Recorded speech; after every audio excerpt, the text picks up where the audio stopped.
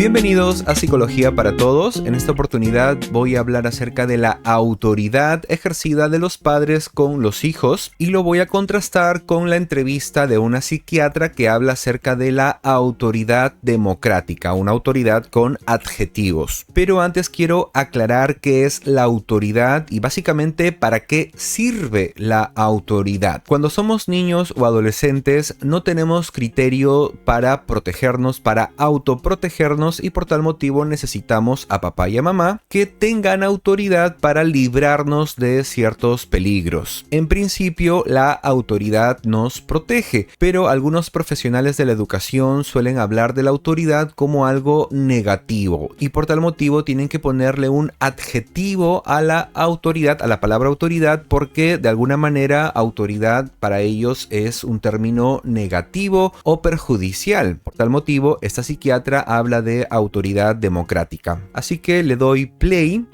Tenés que basarte en otra herramienta que me parece muy importante, que es de las buenas, que es tu lugar de autoridad democrática, que es una autoridad que respeta los derechos de todos, pero que sos el capitán del barco. En tu casa, los padres son la autoridad, en la escuela, la maestra es la autoridad, en la casa de los amiguitos, los adultos a cargo, los padres del amiguito son la autoridad. Eso los adultos también se lo tenemos que enseñar. Ahora, a Natalia, los niños. En el estudio de UNICEF aparece que todos los padres piensan que esa autoridad se perdió, que los niños ya no respetan ni a sus padres, ni a las maestras, ni a los mayores. ¿Por qué se perdió esa autoridad o es una percepción errada que tienen hoy los adultos? Es una percepción más o menos errada. Obviamente estamos todos frente a un momento de crisis de autoridad, ¿verdad? Ya no se respeta de la misma manera que antes al presidente. En esta primera parte estoy de acuerdo con ella sobre quiénes son las personas de autoridad, pero luego habla que el presidente, que la gente no respeta al político y pone al político al mismo nivel que los médicos. El detalle es que no todo el mundo es autoridad. Yo no tengo por qué respetar a todos los médicos, no tengo por qué respetar a todos los políticos, no es necesario. Yo como adulto ya no es necesario, porque ella está haciendo referencia que la población, que los ciudadanos no respetan al presidente, no respetan a los jueces, a los maestros, como está diciendo acá, y aquí está mezclando la autoridad de los padres con la autoridad del presidente, que son cosas muy distintas. A los médicos, a los jueces, a los maestros, ¿verdad?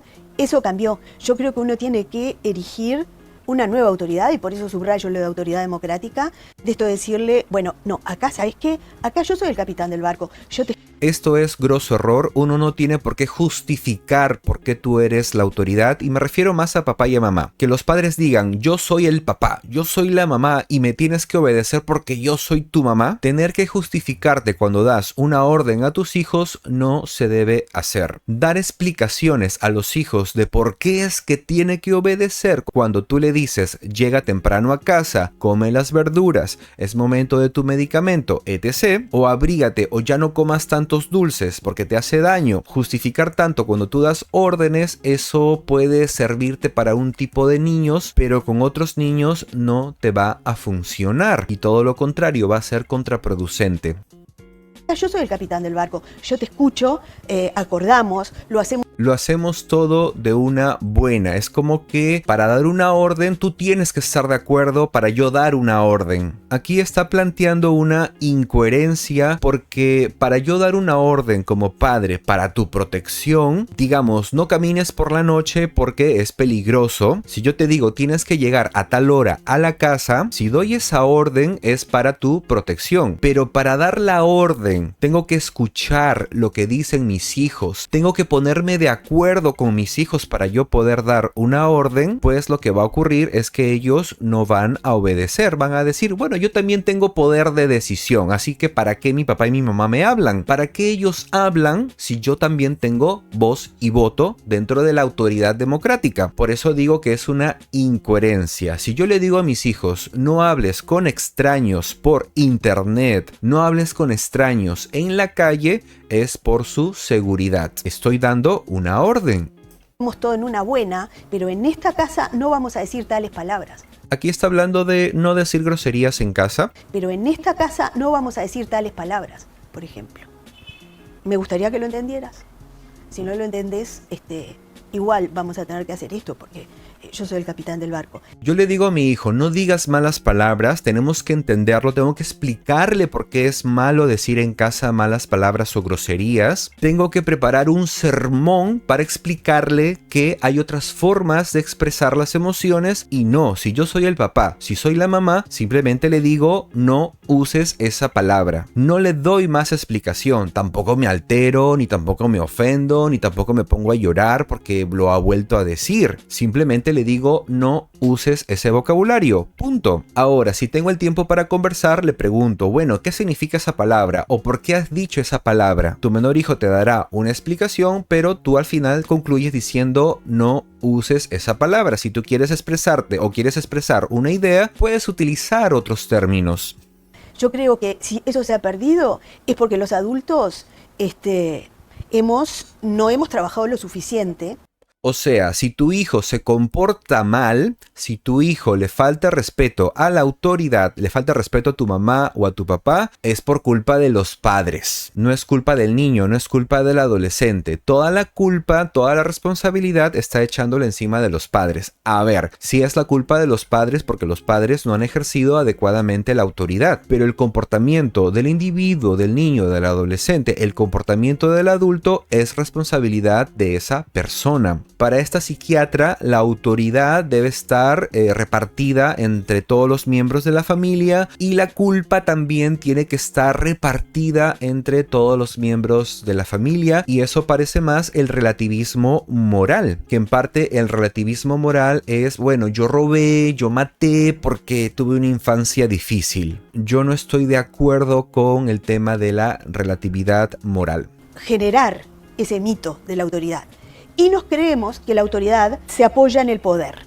La autoridad se apoya en el poder del policía. En la crianza, la autoridad no se puede apoyar en el poder. Se tiene que apoyar en otra cosa. En el vínculo del que hablábamos hoy y en la jerarquía que te sepa ganar a los ojos de tus hijos. Está diciendo que la autoridad no tiene que apoyarse en el poder, que básicamente está hablando de la amenaza de que va a ocurrir una consecuencia si no obedeces. Y en parte la función de los padres es advertir de las consecuencias de una mala conducta o de no obedecer. Ahora, como ella pone de ejemplo a la policía, y usualmente se entiende a la policía como alguien castigador, o sea, alguien que castiga físicamente, probablemente ella está dando a entender eso. Y si se está refiriendo al castigo físico, sí, tiene la razón, yo le voy a dar la razón ahí. No se debe utilizar el castigo físico para poder decir yo tengo autoridad.